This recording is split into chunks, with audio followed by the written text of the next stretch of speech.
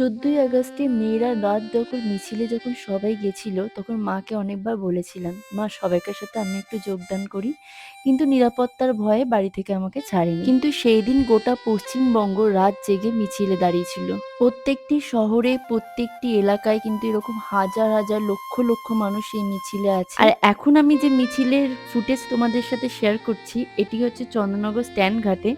গোটা জুড়ে, গোটা চন্দননগর স্ট্যান্ড জুড়ে বহু চন্দননগরের লোকেরা এই মিছিলে ছিল। বাড়ি থেকে এক প্রকার পারমিশন না পাওয়ার কারণে আমি এই মিছিলে যোগদান হতে পারিনি। মা বাবা এক প্রকার ভয়ের কারণেই আজকে আমাকে পাঠায়নি কিংবা যেতে দেয়নি। আজ এই মিছিলটিকে দেখে মনে হচ্ছে ১৯৪৭ সালে যেমন ভারত স্বাধীনের জন্য গোটা ভারতবর্ষ মানুষ এগিয়ে এসেছিল, ঠিক তেমনই নিরাপত্তা দখলের জন্য আবারও গোটা শহর জুড়ে মানুষ এগিয়ে এসছে।